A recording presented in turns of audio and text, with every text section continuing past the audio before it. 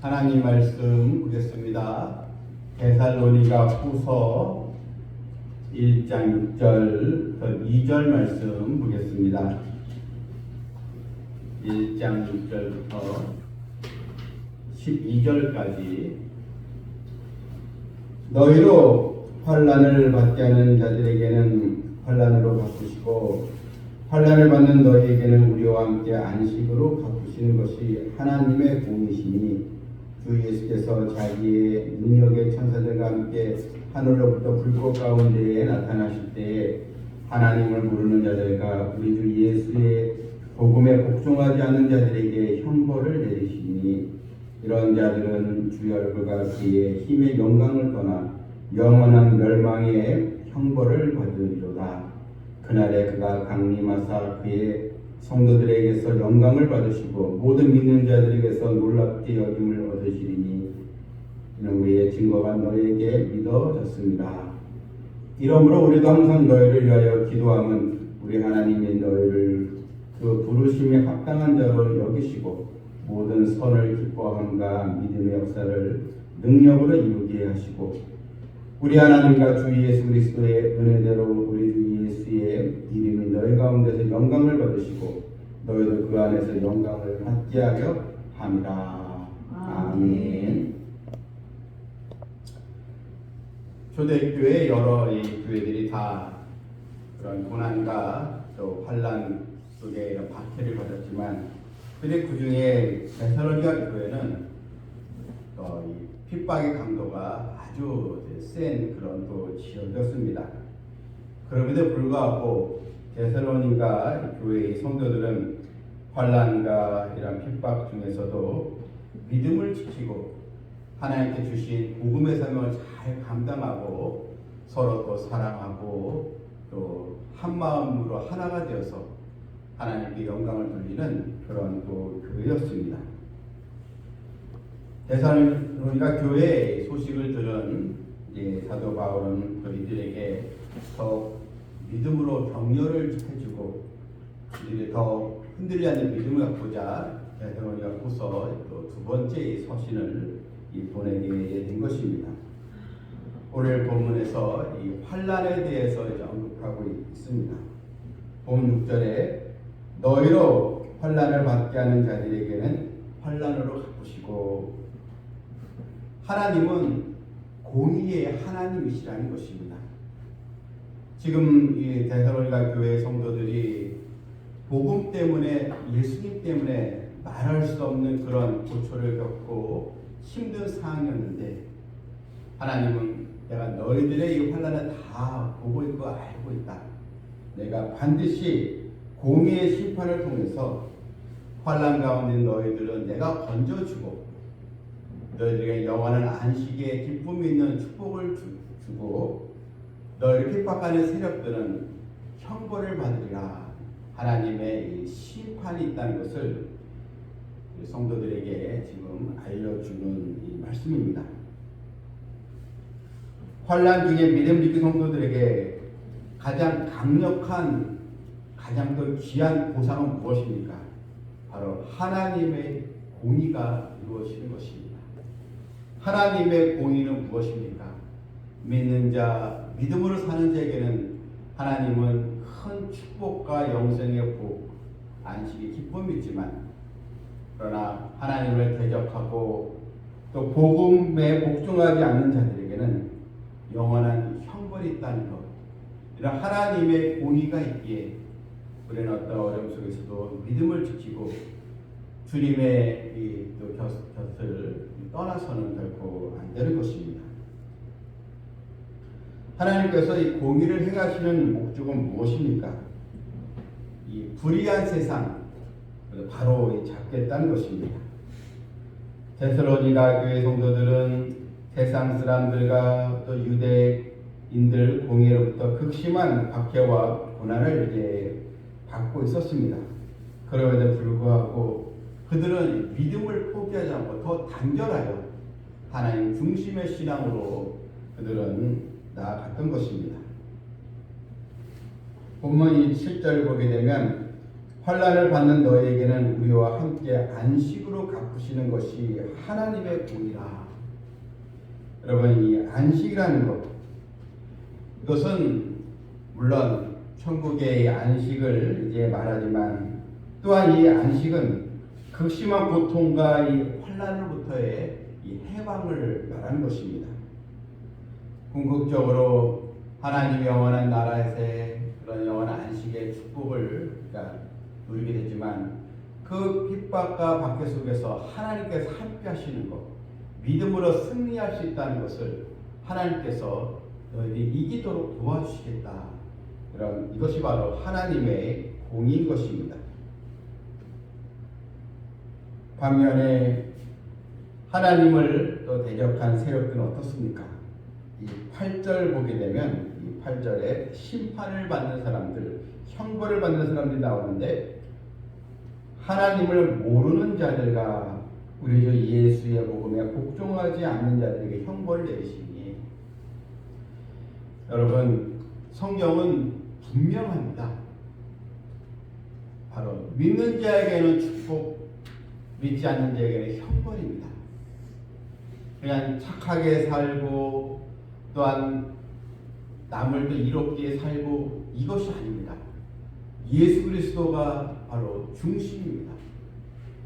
예수 그리스도가 모든 이 판단의 근거가 되는 것입니다. 그래서 이 성경은 하나님을 모르는 자들, 또한 우리 주 예수의 복음에 복종하지 않는 자들, 이들은 형벌이 있다는 것, 분명한 사실로 기억하고 믿음을 또 지켜야 하는 것입니다. 로마서 1장 19절 말씀 보게 되면 이는 하나님을 알만한 것이 저희 속에 보임이라 하나님께서 이를 저희에게 보이셨느니라. 하나님은 인간을 창조하실 때 이런 창조된 자연과 이 세계를 통해서 인간은 하나님을 계시다는 것을 알도록 창조하셨다는 것입니다. 따라서 나는 주님을 몰랐어요, 나는 복을 몰랐어요, 이거 핑계댈 수 없다는 것입니다. 다 자기의 불순종과 죄악으로 형벌을 이제 받게 되는 것입니다. 여러분, 교회는 나오지만 예수님을 믿지 않는, 또 신앙생활을 한다고 하지만 실제로 예수님 중심의 신앙생활하고는 다르게 생활하는 사람들이 또 있습니다. 그냥 종교로 믿는 것입니다. 기독교, 불교, 천주교처럼 그냥 여러분 종교 생활로 교회 나오는 것은 아무런 의미가 없는 것입니다. 반드시 예수 그리스도의 그 복음, 주님의 십자가 복음을 받아들이고 자기의 죄를 인식하고 죄를 고백하고 주님을 나의 구주로 영접한 자에게 하나님은 축복의 길을 열어놓아 주신 것입니다. 9절 보니까 이런 자들은 주의 얼굴과 그의 힘의 영광을 떠나 영원한 멸망의 형벌을 받으리로다. 여러분, 얼마나 이게 무서운 말씀입니까?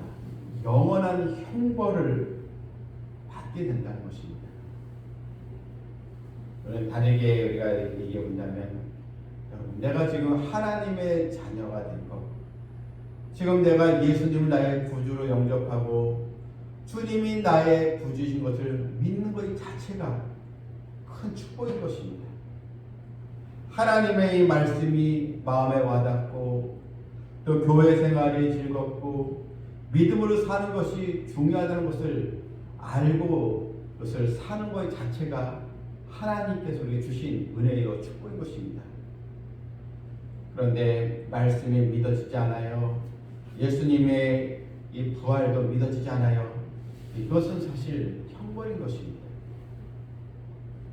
우리는 다른 사람과 비교하는 것을 거기에 넘어서서 지금 나 자신, 내가 하나님의 자녀로 부름을 받고 믿음 생활을 하고 있다는 이 은혜를 항상 잊지 않는 성도들이 되어야 될 줄 믿습니다.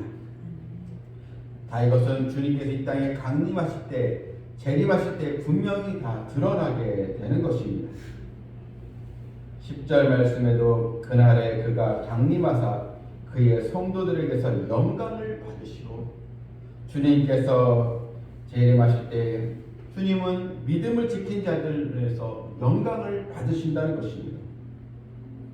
또 모든 믿는 자들에게서 놀랍게 여김을 얻으시니, 모든 믿는 자들에게 우리 주님 이 땅에 오시는 그런 놀라운 축복을 다 우리가 또 보게 되는 것입니다. 바울은 이제 또 기도하고 있습니다. 11절에 이러므로 우리도 항상 너희를 위하여 기도함은 우리 하나님이 너희를 그 부르심에 합당한 자를 여기시고 모든 선을 기뻐함과 믿음의 역사를 능력으로 이루게 하시고. 지금 바울이 간절히 기도하는 이 내용이 무엇입니까?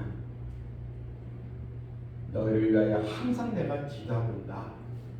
빼먹지 않고 기도하는 것이 있는데, 우리 하나님이 너희를 그 부르심에 합당한 자로 여기시고, 바로 너희들이 부르심에 합당한 또 삶으로 하나님께 영광 돌리기를 기도하고 있다는 것입니다. 비록 힘들고 고단한 또 신앙생활, 또 사회로부터 따돌림을 당하고, 또한 세상에서 조롱을 당하고, 예수님 믿는다는 이유로 핍박을 받지만 그 가운데서도 하나님의 이 부르심에 합당한 신앙, 끝까지 믿음을 지키는 것이죠. 그래서 내가 너희를 위하여 기도하고 있다는 것입니다. 우리는 늘 잊지 않고 기도해야 할 제목인 줄 믿습니다. 하나님, 사랑하는 자녀들 주의 모든 백성들이 하나님의 부르심에 응답받게 해주셨소서. 또한 예수님 믿을 수 있는 그런 좋은 기회, 환경들을 만들어 주시고, 또 하나님은 사람을 창조하실 때 분명히 그 영혼을 사모하는 마음을 주셨다고 했습니다. 그 마음이 다시 일어나게 주셨어서 그러는 것을 위해서 기도할 수밖에 없는 것입니다. 또한 주님의 백성들에게는 주님께서 강림하시는 재림의 날이 환난받는 우리들에게 큰 위로와 또 소망과 또 영광스러운 날이 된다는 것, 그것을 우리는 바라보고 이 세상을 살아가야 하는 것입니다. 똑같이 우리가 세상 사람들과 직업에 종사하고 여러 또 일상생활에 같이 어울려서 살아가지만 우리는 분명히 우리의 신분은 다른 것입니다. 우리는 늘 예수님의 이 강림의 날을 사모하는 백성들이 꼭 되어야 될 줄 믿습니다. 따라서 하나님의 형벌, 심판을 면할 수 있는 유일한 길은 바로 예수 그리스도의 그 복음에 바로 순종하는 길밖에 없다는 것입니다. 본문 12절에 보게 되면 우리 하나님과 주 예수 그리스도의 은혜대로 우리 주 예수의 이름이 너희 가운데서 영광을 받으시고 너희도 그 안에서 영광을 받게 하십니다. 자, 여러분 이 말씀을 자세히 보게 되면 우리 하나님과 주 예수 그리스도의 은혜대로 우리 주 예수의 이름이 너희 가운데 영광을 받으시고 예수님의 이름이 우리의 믿음 생활 여정에서 영광을 받으시고 너희도 그 안에서 영광을 받게 한다. 주님은 우리의 믿음을 통해서 영광 받으시고 우리는 또한 주님 안에서 또 영광을 받는, 그것이 여러분이 가장 행복한 또 신앙생활이지 않겠습니까? 너희도 주님 안에서 영광을 받는다는 것입니다. 그것은 예수님께서 요한복음 17장 24절에서 이렇게 기도를 하셨습니다. 아버지여 내게 주신 자도 나 있는 곳에 나와 함께 있어 아버지께서 창세전부터 나를 사랑하심으로 내게 주신 나의 영광을 그들로 보게 하시기를 원하옵나이다.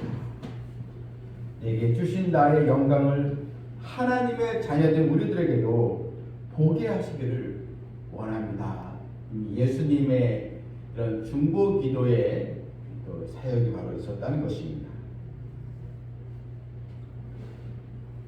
남미 에콰도르에서 이 정글에서 복음을 전한 와우다니 선교사가 있습니다. 거기 원주민들에게 복음을 전하다가 그만 28세에 순교한 짐 엘리엇 선교사가 있는데, 이 짐 엘리엇 선교사가 이런 말을 이렇게 했습니다. 영원한 것을 얻기 위해 영원하지 않는 것을 버리는 자는 바보가 아니다. 그렇습니다. 영원한 것을 얻기 위해서 영원하지 않는 것을 포기할 수 있는 자들은 결코 바보가 아니다. 그런데 세상 사람들은 우리를 보면서 자꾸 영원하지 않는 것을 버리는 우리를 오히려 바보라, 오히려 어리석은 사람이라, 오히려 이렇게 우리가 봅니다. 주일날 그 교회에 나가는 것을 어리석게 봅니다. 또 주님을 위해서 충성스럽게 신앙하는 그것을 또 조롱을 합니다. 그러나 우리는 영원한 것을 얻기 위해서 영원하지 않는 것을 또 내려놓을 수 있는 그런 지혜자가 되어야 될 줄 믿습니다. 공의로운 하나님께서 반드시 갚아주시는 은혜가 우리에게 있는 것입니다. 이 땅에 사는 동안 교회와 하나님의 백성들이 고난을 또 겪게 되는 것, 때론 믿음 때문에 포기해야 되는 것, 그것 때문에 마음이 아프고 또 쉽지 않는 그런 또 상황에 또 놓이게 될 때 있습니다. 그런데 그것은 오히려 내가 하나님의 자녀요, 하나님 나라에 부름받은 백성임을 또 증명하게 되는 하나의 믿음의 표식이 바로 되는 것입니다. 하나님의 백성됨의 바로 표가 되는 것입니다. 하나님은 이런 예수 그리스도의 복음을 복종하지 않는 자들, 하나님 모르는 자들에게는 무서운 형벌과 환난으로 갚아주십니다. 우리는 믿음으로 환난을 견디고 이기는 성도가 되어서 우리에게 영원한 안식으로 보상해 주시는 하나님, 공의와 사랑의 하나님을 우리가 늘 만나고 의지될 줄 믿습니다. 이 땅에 오시는 강림의 날, 또 재림의 날에 악인들은 형벌을 받고 우리는 주님의 영광을 받는 이 은혜를 오늘도 사모하면서 믿음으로 또 나아가고 또 견디고 또 주 안에서 하나님의 역사심을 바라보는 우리 모두가 되기를 주님의 이름으로 축원합니다. 아멘. 하나님 아버지, 하나님을 모르는 자들과 우리 주 예수의 복음에 복종하지 않는 자들에게는 영원한 멸망의 형벌이 있지만 주 안에서 환난을 견디고 믿음으로 나가는 자에게는 하나님께서 영원한 안식으로 갚아주시는 것이 하나님의 공의라 하셨사오니, 사랑하는 우리 주의 백성들, 내가 지금 하나님의 자녀로 살아가게 되었다는 것, 하나님의 말씀을 의심하지 않고 받아들이게 되었다는 것, 예수님만이 나의 구원의 또 소망이 된다는 것을 믿게 해주신 것을 감사드립니다. 늘 하나님의 은혜 아래 또 성령 충만함으로 저희들이 인도하여 주시옵소서. 예수님의 이름으로 기도하옵나이다. 아멘.